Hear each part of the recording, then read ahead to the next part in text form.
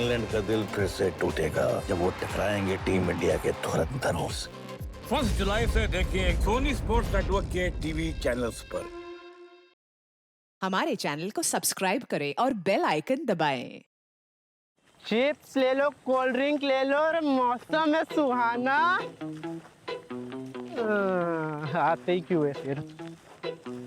Chips ले लो, bell ले लो, मौसम है सुहाना, कुछ तो खिलाना। आते ही कहीं के लिए चिप्स ले लो, कोल्ड ड्रिंक नहीं है, बेल। अरे साहब, आप अकेले क्यों बैठे हो? ये तो कपल जोन है। अरे अपनी किस्मत ही कुछ ऐसी है भाई, कपल जोन में भी अपने को अकेले ही बैठना पड़ता है। साहब एक काम करो ना, ये मेरा या चिप्स और भेल ले लो। अरे साहब खाओगे ना जिंदगी बदल जाएगी आपकी। अरे छोड़ दे यार, डाइट पर हूँ।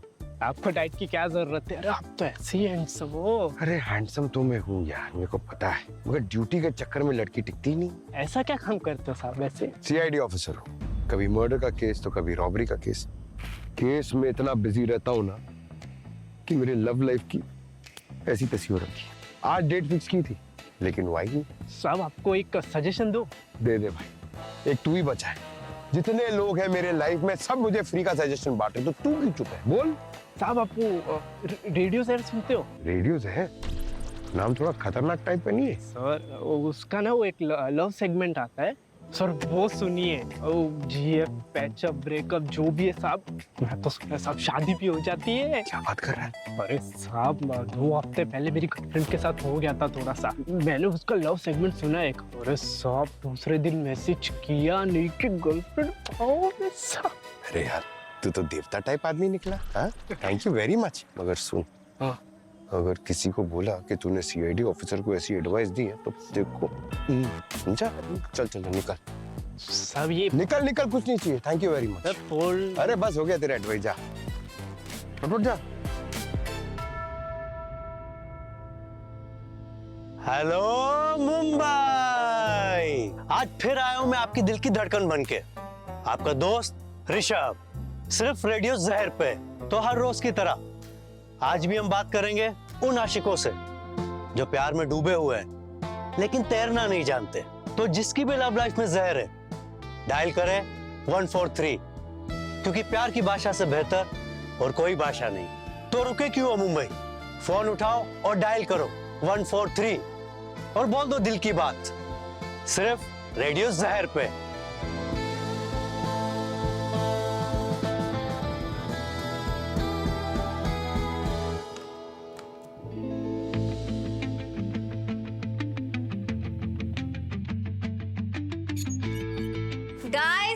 गाइस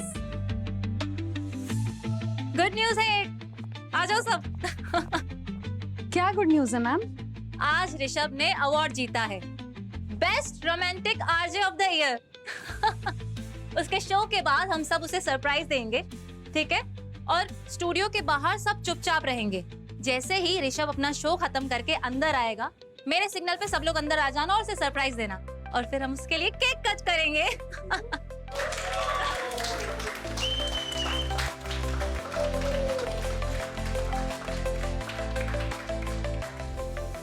अवार्ड तो मिल गया, पर उसका जो एटीट्यूड है स्काई है, उसका क्या करेंगे?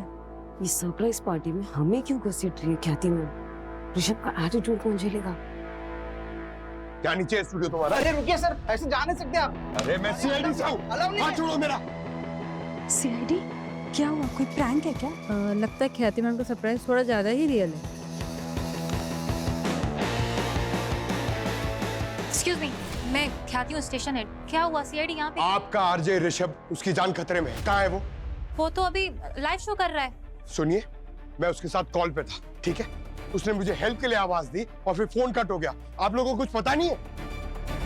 सिग्नल चेक करती हूँ मैं, एक मिनट। सिग्नल चेक करने का टाइम नहीं है यहाँ पे मैम। वो कहाँ पर है, मुझे उसके पास लेके चलिए अभी। वो अंदर रिकॉर्डिंग रूम में। आ जाइए आप, आ जाइए।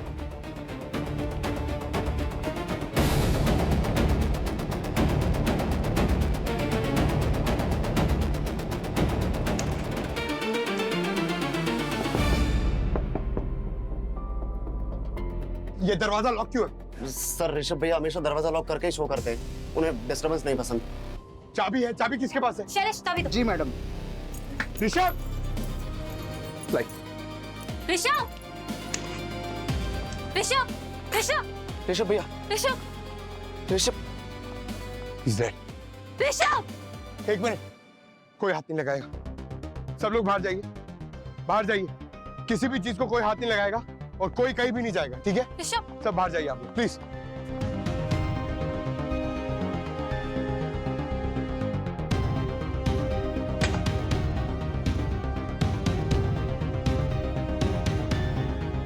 दया सर, रेडियो जहर के स्टूडियो में यहाँ का आरजे ऋषभ सर, उसकी लाश मिली।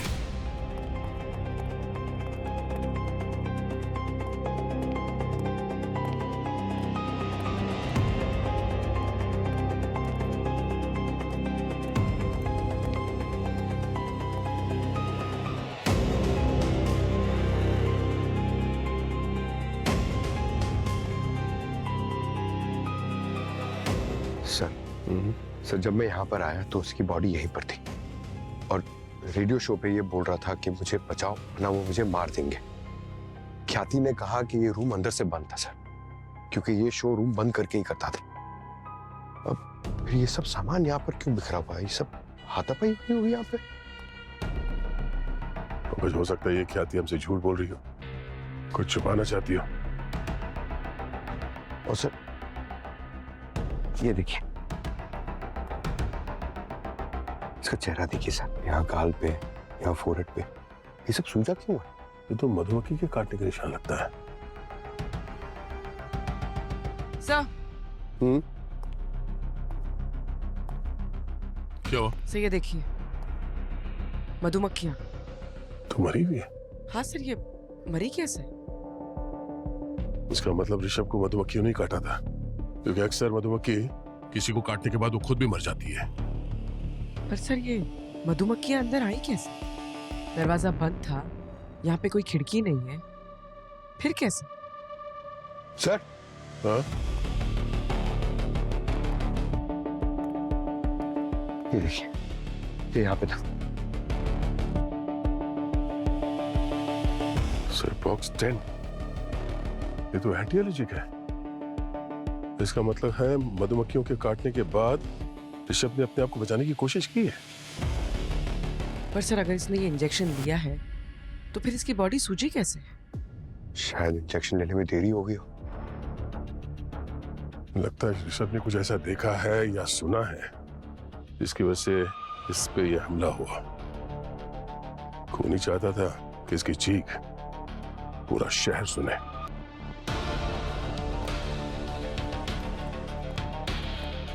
सर बताइए ना, ऋषभ को क्या हुआ, कैसे हो गया ये सब? हमें लगता है कि ऋषभ की मौत मधुमक्खियों के काटने की वजह से हुई है। ये कैसे हो सकता है? मधुमक्खी इस ऑफिस में आ ही नहीं सकती, पॉसिबल ही नहीं है। आप इतने यकीन के साथ कैसे कह सकती हैं कि मधुमक्खी इस ऑफिस के अंदर नहीं आ सकती? सर हमने स्टूडियो में एसी, फिल्टर्स, वेंट्स, हर पॉसिबल एंट्री पॉइंट पे सील करके रखा है। कोई भी मधुमक्खी एक भी एक्सीडेंटली यहाँ अंदर नहीं आ सकती। इतनी सावधानी क्यों? क्योंकि ऋषभ को मधुमक्खियों से एलर्जी थी, वो बहुत सेंसिटिव था। सिर्फ एक मधुमक्खी के डंक से उसको बहुत प्रॉब्लम हो सकती थी। एसी डक्ट से मधुमक्खी अंदर आ सकती है। उसके अलावा ये वॉल्स, वेंट्स, साउंड प्रूफिंग सब परफेक्ट है। सर मैं एक काम करता हूँ, ये सब सामान फोरेंसिक भिजवाता हूँ और एसी डक्ट्स और वेंट्स चेक करवाता हूँ। तब तक हम ये कैमरास का फुटेज चेक करते हैं। ये स्लॉट मुझे चाहिए सम्राट। लिसनर मुझे सुनना चाहते हैं, समझा? गलत। ऋषभ भैया खुद कहते थे मैं अगला बिग स्टार बनूंगा, आरजे सम्राट। तो ये स्लॉट तो मुझे मिलना चाहिए। क्या हो रहा है यहाँ पे? क्यों शोर मचा रखा है? अरे ऐसे कैसे शोर न मचाएं? समझा इसे? क्या चल क्या रहा है? सर ये दोनों आरजे करण और आरजे सम्राट हैं। दोनों ऋषभ के स्लॉट के लिए लड़ रहे हैं। टॉप स्लॉट है ना, प्राइम टाइम, इसलिए। सर ऋषभ भैया मेरे लिए मेरे बड़े भाई जैसे थे। मैंने जो कुछ भी सीखा है ना, आरजे बनना, शो चलाना, सब उन्हीं से सीखा है। तो मैं चाहता हूँ कि टाइम स्लॉट उनकी लेगेसी के साथ जिंदा रहे। तो ये टाइम स्लॉट तो मुझे ही मिलना चाहिए। तुम्हें क्या प्रॉब्लम है? सर मुझे ऑन एयर जाना है सर। सर मैं आपसे बाद में बात करता हूँ सर। मेरा एक्चुअल शो का टाइम हो गया सर। Sorry sir. रुक। सर शो अगर टाइम पे स्टार्ट नहीं हुआ तो ऑडियंस चैनल चेंज कर देगी, और आजकल इतना पेशेंस किसके पास है? सर एक्सक्यूज मी, मुझे भी थोड़ा सा काम है। Excuse me. सर इतना बड़ा हादसा हो गया और यहाँ पर किसी को कोई फर्क ही नहीं पड़ रहा, सब अपने अपने लगे हुए हैं। हाँ पूर्वी, इस ऋषभ के बारे में पता करो, उसके दोस्त, उसके दुश्मन, सब कुछ पता तो चले। ऋषभ चीज क्या थी जिसके मरने से यहाँ पर किसी को कोई फर्क ही नहीं पड़ रहा। सारुण, ये तुम्हारे कहने का मतलब है कि एसी के डक्ट में ना कोई मधुमक्खियां थी या मधुमक्खी की ट्रेसेस? बिल्कुल बॉस, इस डक्ट में कहीं भी मधुमक्खी का कोई जरा सा भी पंख का टुकड़ा भी नहीं है, और ना ही इस डक्ट में ऐसी कोई जगह है जहां से मधुमक्खी अंदर घुस सके, कोई रास्ता नहीं। मगर सर, इतनी सारी मरी हुई मधुमक्खियां वहां उस स्टूडियो के बंद कमरे में आई कैसे? और इस ऋषभ ने अपने आप को बचाने के लिए वो एंटी एलर्जी इंजेक्शन भी लिया था, वो भी काम नहीं किया। काम तो तब करता ना दया जब वो इंजेक्शन लेता, उसने एंटी एलर्जिक डोज ली ही नहीं। यार सारुण, के तो क्या कह रहा है? ऋषभ के हाथ पर इंजेक्शन का निशान था। नहीं, ये बात ठीक है, इंजेक्शन ऋषभ ने खुद लगाया है। तो फिर मरा कैसे? मरा इसलिए क्योंकि उस इंजेक्शन में एंटी एलर्जिक डोज थी ही नहीं। इस इंजेक्शन में सिर्फ पानी था। व्हाट? सर ऐसा कैसे हो सकता है? ऋषभ इस इंजेक्शन में सिर्फ पानी भर के क्यों लाएगा? नहीं पंकज, अपने आप नहीं लेके आया होगा, किसी और ने इंजेक्शन बदला है जिसको मालूम था कि ऋषभ को मधुमक्खी से एलर्जी है। एग्जैक्टली अभिजीत, असल में ऋषभ को बी वेनम एलर्जी थी। Bee venom allergy? हाँ पूर्वी, ये एक ऐसी एलर्जी होती है जिसमें किसी इंसान को अगर कोई मधुमक्खी डंक मार जाए तो उसका पूरा का पूरा शरीर सूख जाता है और उस इंसान को सांस लेने में भयंकर तकलीफ होने लगती है और कुछ ही मिनटों में उस इंसान की दर्दनाक मौत हो जाती है। एक और बात बॉस, तुझे भारत का घोड़ा है, हम लोग चले तेरे पीछे पीछे। नहीं यार, इधर हो। अच्छा चल बता। एक मिनट, ये मधुमक्खियां देख रहे हो? हाँ। मुझे इन मधुमक्खियों में हाइपोथर्मिया के साइन मिले हैं। मधुमक्खियों में? हाँ बॉस, किसी ने इन्हें बहुत ठंडी जगह पर रखा है, जस्ट अबव फ्रीजिंग टेम्परेचर। पर सर कोई ऐसा क्यों करेगा? पूर्वी, मधुमक्खियों को कुछ देर के लिए इमोबलाइज करने के लिए ऐसा किया जाता है। बी फॉर्म्स में ऐसा होता है। मतलब किसी ने मधुमक्खियों को वहां पे बेहोश करके उस स्टूडियो के कमरे में छुपा के रख दिया और बाद में जब वहां पे ऋषभ आया तो रूम टेम्परेचर नॉर्मल होने की वजह से वो होश में आ गई और ऋषभ को देख के लगा कि ऋषभ ही खतरा है और फिर उसका अटैक किया। एग्जैक्टली। तो बहुत सोच समझ के खून किया है। हाँ सर, खूनी को ना सिर्फ मधुमक्खियों के बारे में अच्छी तरीके से मालूम है बल्कि ऋषभ के मेडिकल कंडीशन के बारे में भी वो जानता है तो कोई अंदर का ही आदमी। सारुण, एक काम कर, ये किस स्पीशीज की मधुमक्खी है जरा प्लीज बता दे, और इसके बारे में डिटेल्स भी। बॉस, ये मधुमक्खी है एपिस डोर्साटा और ये मुंबई में नहीं मिलती है। मतलब सिर्फ ऋषभ को मारने के लिए ये मधुमक्खियां मंगाई गई हैं। मधुमक्खियां मुंबई के बाहर से मंगाई गई, एंटी एलर्जी इंजेक्शन बदला गया। बड़ा शातिर है ये खूनी, और ये जो भी है रेडियो जहर स्टूडियो के अंदर का ही है। वो आरजे ऋषभ की लास्ट कॉल का रिकॉर्डिंग? सर वो मंगवाई है मैंने सर, वो आती होगी। और वो ऋषभ जब वो चीखा उस वक्त तुम उसके साथ कॉल पे थे ना? हाँ सर, मैं नहीं मैं उसके साथ कॉल पे नहीं था सर, मैं गाड़ी चला रहा था और उसका रेडियो शो जो है ना वो गाड़ी में सुन रहा था सर मैं। अच्छा पंकज, हमने सुना है कि तुमने लव गुरु को कॉल किया था, क्यों? अपनी लव लाइफ के लिए? मेरी लव लाइफ नहीं, एक्चुअली मेरा एक दोस्त है सर, उसे ना थोड़ा लव लाइफ में इशू है तो इसलिए उसके लिए एडवाइस ले रहा था मैं। अच्छा, एडवाइस ले रहे थे, लेकिन अभी तुमने बोला तुम शो सुन रहे थे, कॉल नहीं किया था तुमने, बोलो।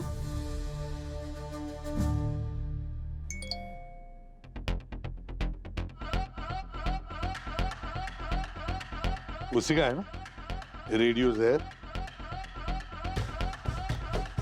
क्लिक करो। रखो, टेबल पे रखो, रखो।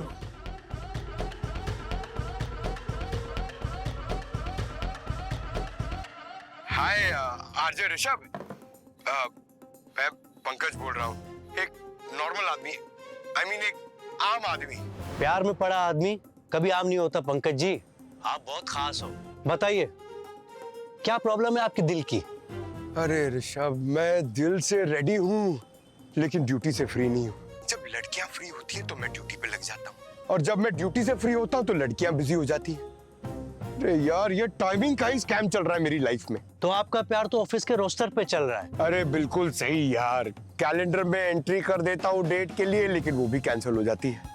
मैं तो सोचा लव लेटर लिखने से पहले अप्रूवल ले लूं कि subject to availability of partner. वाह पंकज जी वाह, आप तो बहुत रोमांटिक हो और फनी भी। डोंट वरी, मैं हूं ना। आपकी लव प्रॉब्लम का सलूशन मेरे पास है।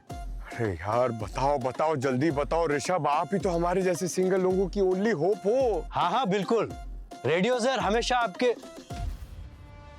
ये क्या है? किसने आने दिया तुम्हें अंदर? ये क्या कर रहे हो तुम? हेलो ऋषभ, जाओ जाओ बाहर, छोड़ो मुझे। क्यों मार रहे हो मुझे? Hello Rishabh, are you okay? बचाओ, हेल्प हेल्प हेल्प, मत मारो मुझे। कोई तो कमरे में घुसा था, इसलिए ऋषभ चीख रहा था। सर ये ऋषभ बहुत ही पॉपुलर आरजे है, इसे बेस्ट आरजे का अवार्ड भी मिला है, अपनी पॉपुलैरिटी के पीक पे था। सक्सेस पूर्वी, सक्सेस। और सक्सेस आने के साथ क्या मिलता है? क्यों पंकज, तुम्हें पता है? पैसा, जेलसी और दुश्मनी। सर हाँ,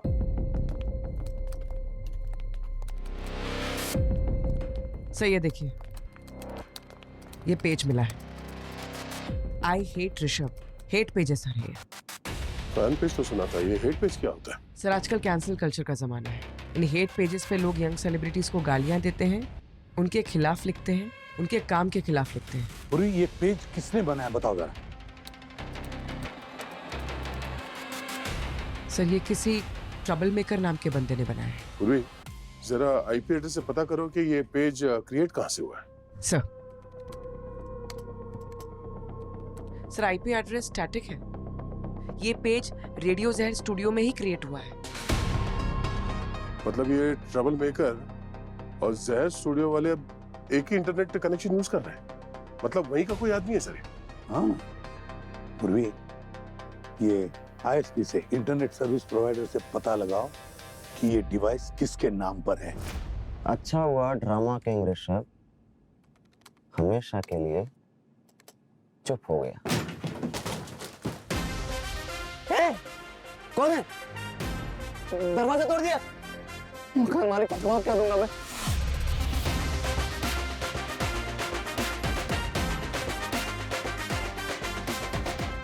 सीआईडी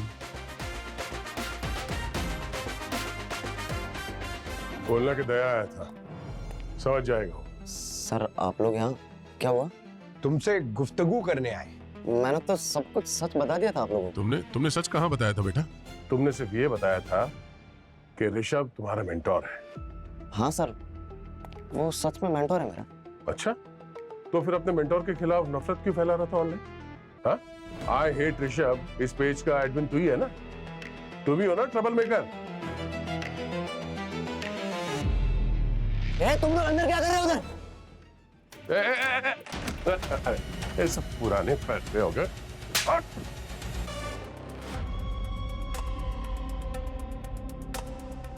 हाँ सर, मैं ही हूँ आई हेट ऋषभ पेज का मॉडरेटर।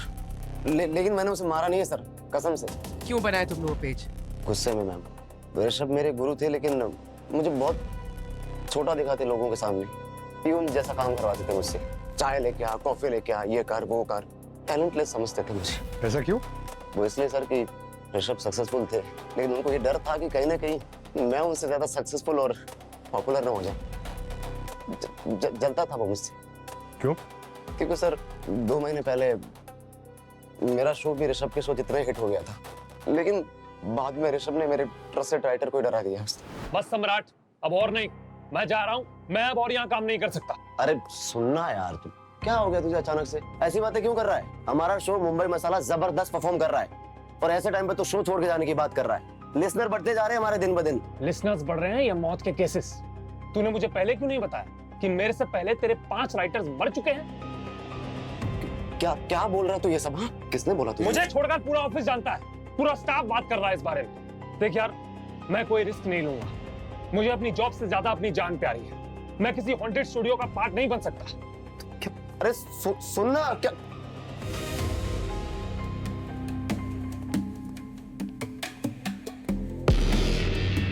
क्या हुआ सम्राट? राइटर भाग गया? क्या बोला था मैंने तुझे? बड़ा आरजे बनना सबके बस की बात नहीं। अच्छा, तो तूने उसके दिमाग में उल्टी सीधी बातें डाली है ना? और क्या क्या बोला तूने उसे? हाँ? बोल। ज्यादा हवा में मत उड़ सम्राट, अपनी औकात में रह। मैं इस चैनल का स्टार आरजे हूं और जब तक मैं जिंदा हूं वो कुर्सी मेरी रहेगी, समझा?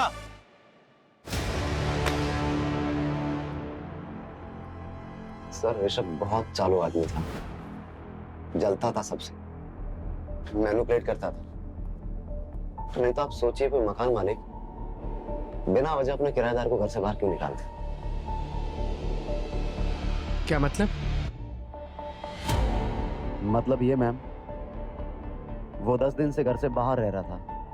तो कारण क्या था कि मकान मालिक ने उसे घर से बाहर निकाल दिया था? ये तो नहीं पता सर, शायद हो सकता है उन दोनों के बीच में झगड़ा हुआ होगा। ठीक है पंकज, जरा इस राइटर से जाके मिलो, पता तो करो कि किस वजह से वो डर के भाग गया था वहां से।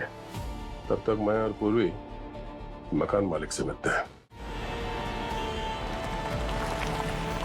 अरे सर, वो ऋषभ मेरी जिंदगी का सबसे गंदा किराएदार था। रात रात तक पार्टी करना, लाउड म्यूजिक बजाना, लड़कियों के साथ घूमना, उसकी वजह से कॉलोनी में कैसे कैसे लोग घुसने लगे थे। तो आपने उसे समझाया नहीं? समझाया सर, पर ये जो सेलिब्रिटीज होते हैं ना, वो सारे के सारे एक जैसे होते हैं। जरा सा फेम क्या मिल गया, उन्हें लगता है सारी दुनिया उनकी, भगवान समझने लगते हैं खुद को।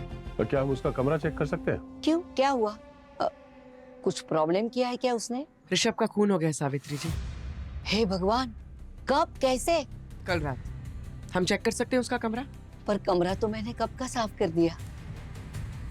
क्यों? कितनी गंदगी मचा के रखी थी उसमें, साफ करने में 3 दिन लगे मुझे। तो कुछ मिला उस गंदगी में? कचरे के सिवा कुछ भी नहीं था। हाँ, पर्सनल सामान तो वो साथ में लेकर गया। सुना है पास वाले किसी होटल में शिफ्ट हो गया था। Sir,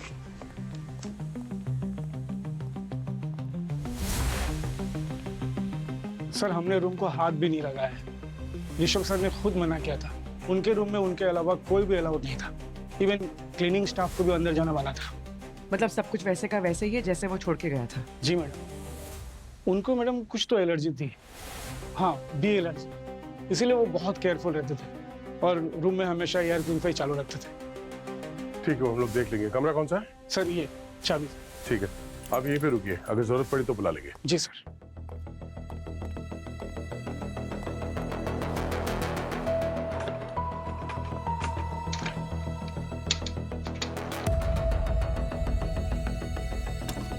sir. हाँ? सर ये देखिए, ये तो पूरा का पूरा फैशन शो है। सब महंगे महंगे ब्रांड्स, टैग भी लगा हुआ है। अरे बाप रे, 2,80,000 रुपए का जैकेट, इतना महंगा जैकेट? ऋषभ की सैलरी इतनी तो नहीं थी। तो ये महंगे कपड़े खरीदने के लिए पैसे कहाँ से आते हैं? सर हमने इसका बैंक रिकॉर्ड भी तो चेक किया था, ऐसे कोई अमाउंट का कोई ट्रांजैक्शन था ही नहीं। और अगर क्रेडिट कार्ड यूज किया होता तो स्टेटमेंट में तो दिखाई देता।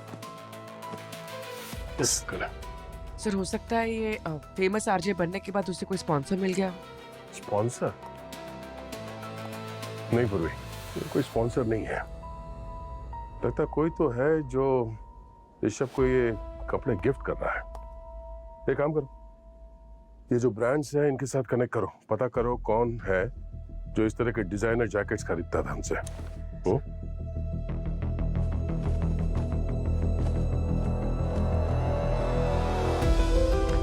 सर ये देखिए, कोई लेटर है, लव लेटर। आजकल के टाइम में लव लेटर, इंटरेस्टिंग। मैडम ख्याति। अरे सर, आप लोग, केस में कुछ प्रोग्रेस हुई? प्रोग्रेस तो तब होती है ख्याति जब सच बोला जाता है। मैं कुछ समझी नहीं। आप एक बात बताइए, अब ऋषभ को कितनी अच्छी तरह से जानती थी? ऋषभ मेरा बेस्ट आरजे था, रेडियो जहर की पहचान था वो। मैं उसे बहुत अच्छी तरीके से जानती थी। अच्छी तरीके से जानती थी, इसीलिए उसके लिए इतने महंगे महंगे गिफ्ट्स देती थी आप? मतलब लाखों के jackets, designer wears. Sir, Rishabh एक आर्टिस्ट था और आर्टिस्ट को पैम्पर करना पड़ता है, इसीलिए बस उसे कभी कभी गिफ्ट दे देती थी। आपने उसे गाड़ी भी गिफ्ट दी थी, वो भी ड्राइवर के साथ? वो तो ऋषभ को भी एलर्जी थी और पब्लिक ट्रांसपोर्ट में ट्रैवल करने से डर लगता था, और ड्राइवर इसलिए क्योंकि उसे ड्राइविंग नहीं आती थी। और ऋषभ स्पेशल था, मैं बस चाहती थी वो खुश रहे। और मैडम, ये लव लेटर भी दिया है आपने उसे खुश रखने के लिए?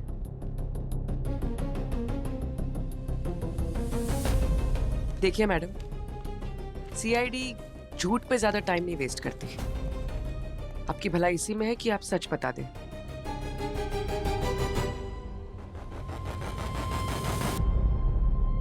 सर, मैं ऋषभ से प्यार करती थी, पर उसने कभी मुझ में इंटरेस्ट ही नहीं दिखाया। क्यों? अच्छा, ऋषभ का कोई करीबी, कोई हमराज जिससे वो अपने दिल की बात शेयर करता हो? उसका ड्राइवर सुखी, ऋषभ उसे बहुत मानता था, शायद उसे कुछ पता हो। सुखी ड्राइवर जिसे आपने रखा था? क्या बात है।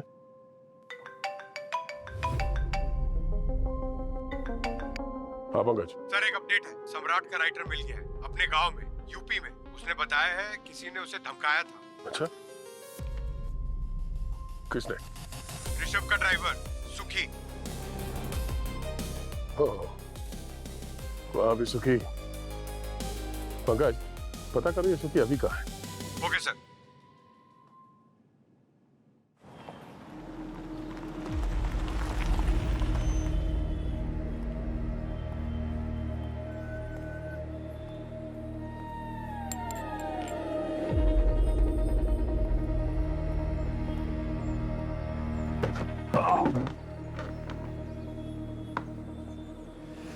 दो चाय देना कड़क, और एक बिस्किट का पैकेट भी दे दो।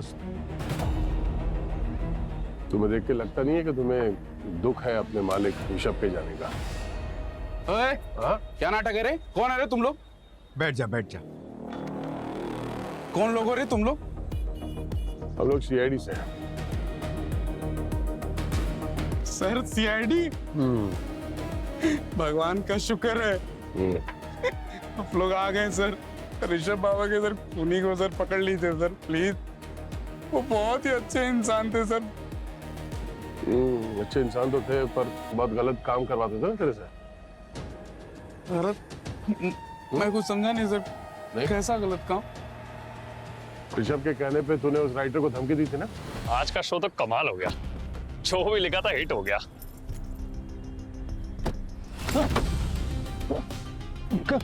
कौन हो तुम?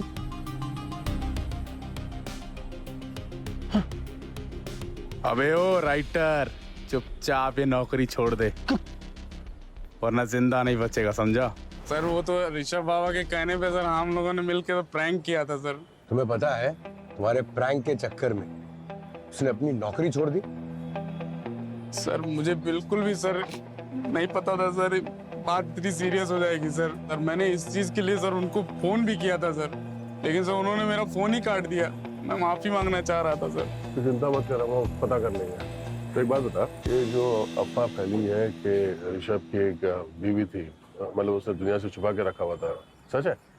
सर, वो बीवी वाली बात जो थी वो तो एक अफवाह थी। हाँ? कि एक गर्लफ्रेंड थी, ये बात सिर्फ मुझे ही पता थी, ये कोई नहीं जानता था। देख रहे हैं हम कैसे मान ले? अरे सर, वो लैंड लेडी सर सावित्री जी की बेटी थी, पिंकी। सर, जैसे ही सर ये बात सर ये मामला पूरा ना सावित्री जी को पता चला ना, ऋषभ बाबा को वैसे ही घर से बाहर निकाल दिया तुरंत, फौरन। सावित्री जी? वो ऋषभ एक नंबर का चालू लड़का था। आज एक लड़की के साथ तो कल दूसरी लड़की के साथ। मैं अपनी बेटी की जिंदगी बर्बाद कैसे होने देती? गलती तो मेरी थी ना, मैंने उसे किराएदार नहीं रखना चाहिए था। पता ही नहीं चला मेरी बेटी उसके जाल में कैसे फंस गई। फिर क्या किया आपने? फिर मैंने ऋषभ को घर से निकाल दिया और मेरी बेटी को रत्नागिरी भेज दिया उसके चाचा के पास। कब भेजा आपने उसे रत्नागिरी? जिस दिन ऋषभ को निकाला उसी दिन उसे भी भेज दिया। 10 दिन हो गए।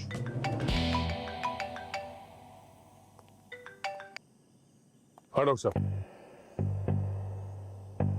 ठीक है, अभी आते हैं। मुबारकबाद दो मुझे, मुबारकबाद दो। गर्लफ्रेंड बात नहीं? अरे यार, नहीं कुछ नहीं।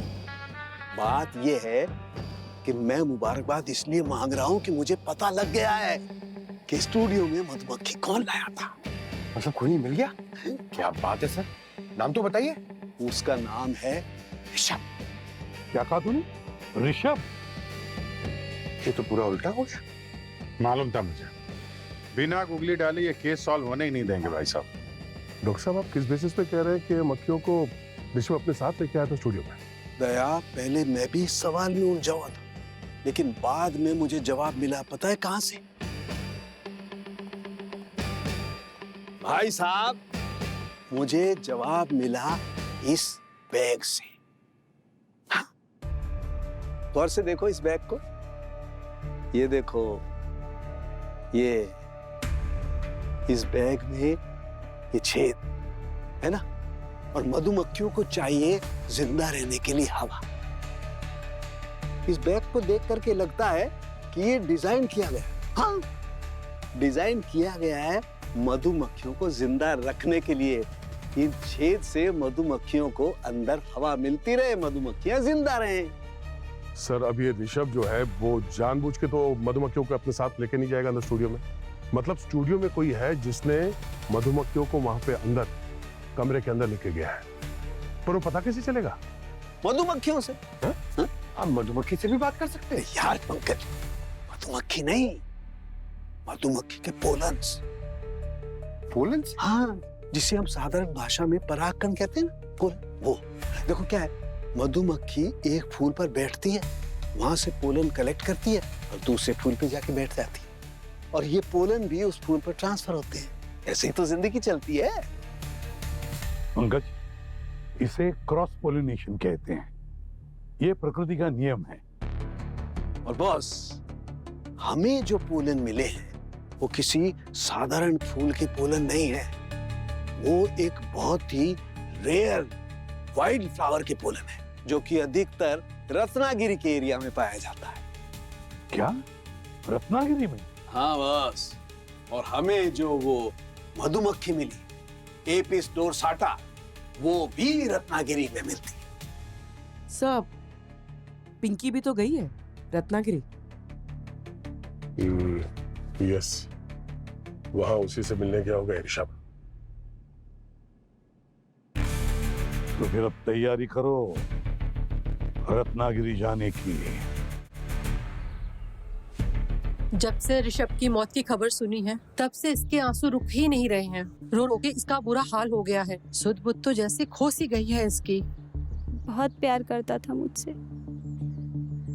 वो बहुत डिसिप्लिन था, सब चीज़ों का ख्याल रखता था, अपने वर्कआउट का, डाइट का भी। एलर्जी की वजह से हमेशा एंटी एलर्जिक इंजेक्शन कैरी करता था। पता नहीं कैसे उस दिन भूल गया। मुंबई में तुम दोनों कैसे वक्त गुजारते थे? तुम दोनों का रिलेशन क्या था? मुंबई में हम दोनों ने बहुत से सपने देखे थे। हमने सोचा था हम भागकर सिक्किम चले जाएंगे और वहाँ शादी कर लेंगे। खुशहाल भरी जिंदगी रहेगी हमारी, शोरों से दूर। उसके बाद वो कांटेक्ट करने की कोशिश नहीं की? संपर्क किया उसने तुमसे? किया था, 4 दिन पहले ही आया था रत्नागिरी मुझसे मिलने, हमारे भागने का प्लान फाइनलाइज करने। वो मुंबई से रत्नागिरी तुम्हें यहाँ मिलने आया था? हाँ सर, मैं भी शॉक थी। उसे लॉन्ग ड्राइव पसंद नहीं था। हमारे इधर मधुमक्खी का बहुत बड़ा फार्म है, बहुत रिस्की था, फिर भी वो आया था। या पास में कौन सा बी फार्म है? ये पड़ोस में है, हमारे फार्म हाउस के साइड में। बहुत तकलीफ है सर, मधुमक्खियाँ बार बार आकर के हमारी फसल खराब कर देती हैं।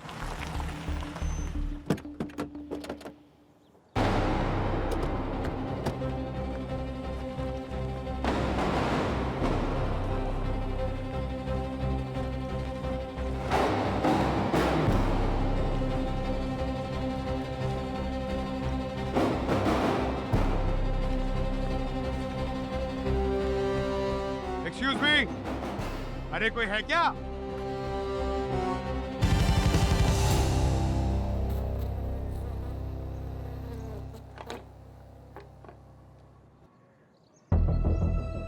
बॉस संभाल के, इस बॉक्स में दुनिया की सबसे खतरनाक मधुमक्खी हैं। अगर बाहर निकल गई तो संभालना मुश्किल हो जाएगा।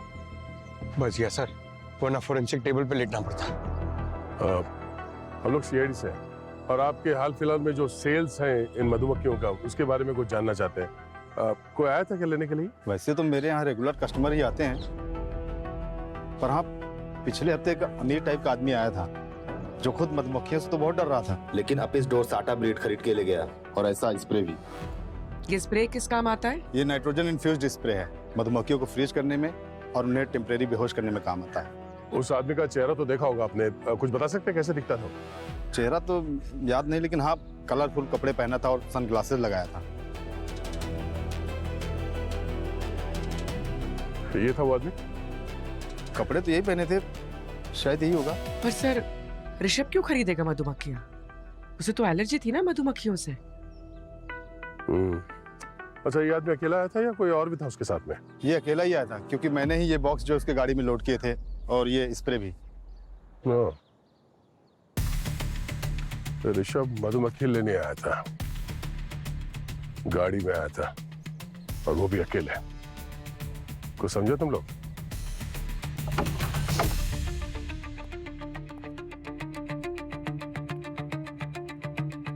सर ये तो शादी के घर जैसा सजाया हुआ है।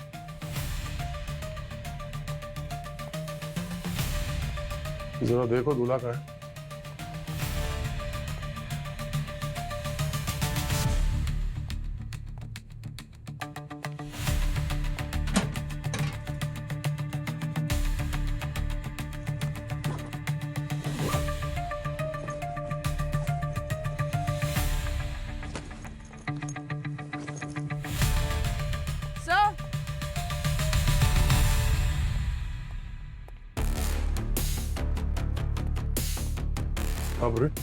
सही है, देखिए ये तो बिल्कुल वैसे ही कपड़े जैसे हमें ऋषभ के होटल रूम में मिले थे, ब्रांडेड। अरे सर ये बी फार्म वाला भी तो यही बात कर रहा था कि ऐसा ही जैकेट था। अरे अरे अरे ये देखिए सर, कमाल है, सुहागरात के लिए सेज सजा के रखा है।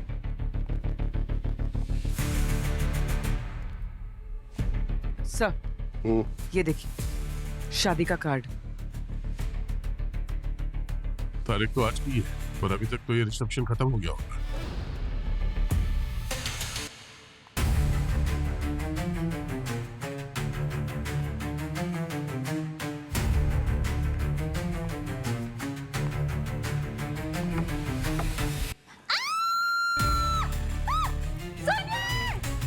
अरे क्या हुआ? हाँ कमरे में कोई है। क्या हुआ? कमरे में कोई है। कौन?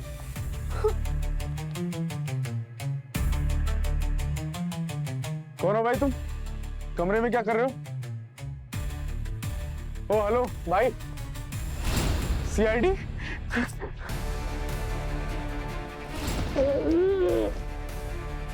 चलो चलो चलो चलो, आप लोग जाओ नीचे, ये लेके जाइए आप लोग, चलिए जाओ। जब भाभी नीचे जाइए आप, आराम से खाना वाना खाइए। चलो चलो चलो चलो अंदर चलो। आइए।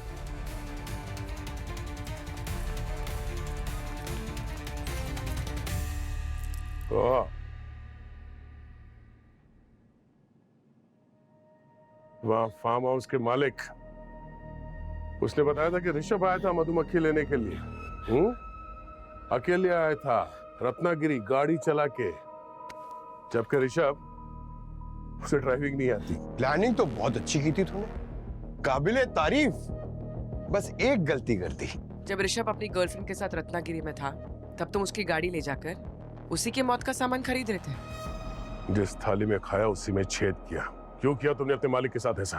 अपनी शादी के लिए पैसों की जरूरत थी सर, इसी सिलसिले में सर ऋषभ बाबा के पास में सर पैसों के लोन के लिए गया था। सोचा पैसे मिल जाएंगे, लेकिन ऋषभ बाबा ने सीधा मना कर दिया।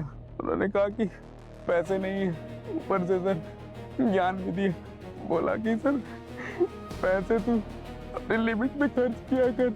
सर ज्ञान रेडियो पे अच्छा लगता है सर, असल जिंदगी में नहीं सर। बस इतनी सी बात के लिए तूने खून कर दिया उनका।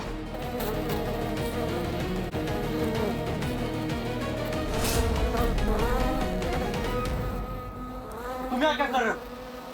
ये बचाओ, हेल्प हेल्प हेल्प, मत मारो मुझे।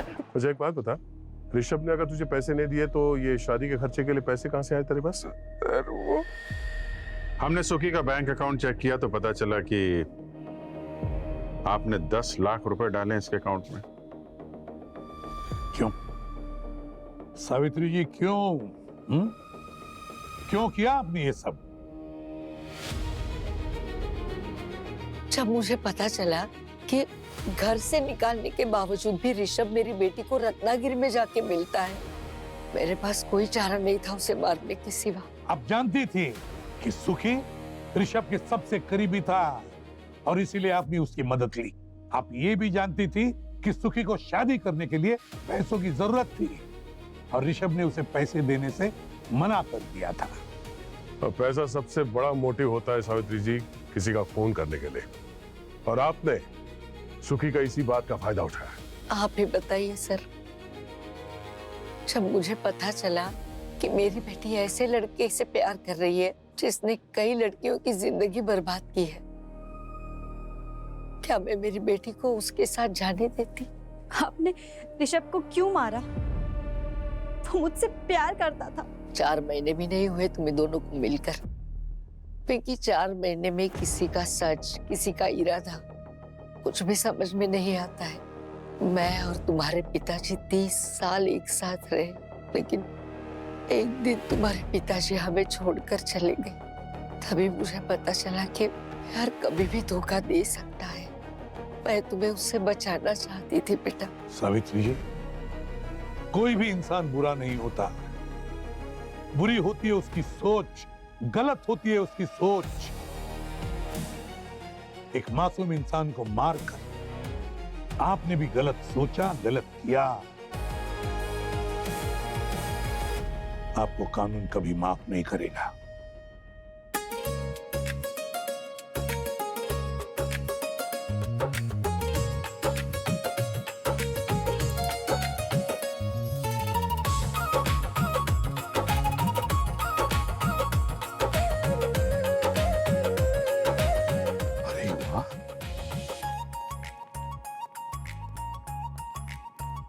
वाह, क्या बात है पूरी, इतनी सुंदर रंगोली बनाई है तुमने, और तुम डेकोरेशन भी कितना सुंदर है। हाँ सर, वाकई में बहुत खूबसूरत है।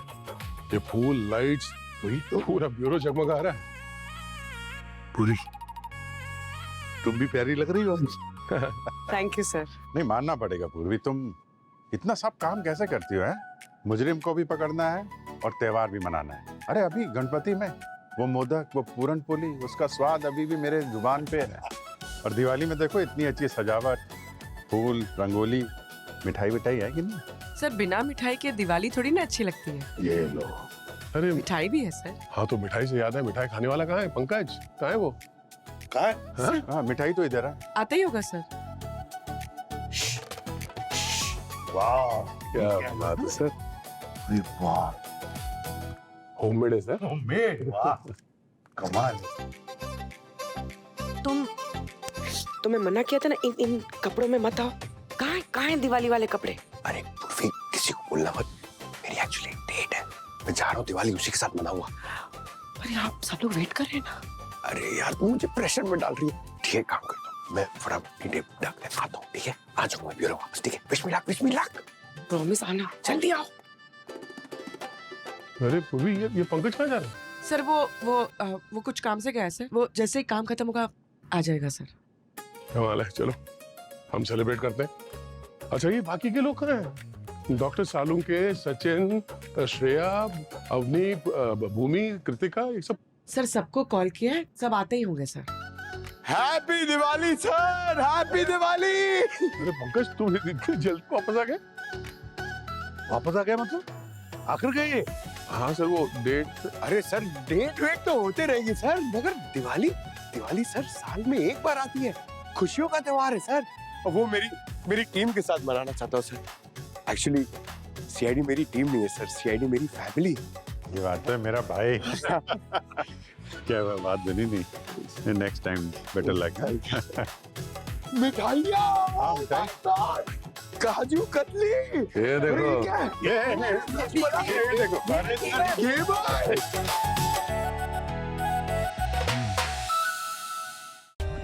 For more updates, subscribe to our channel, click the show links and enjoy watching the videos.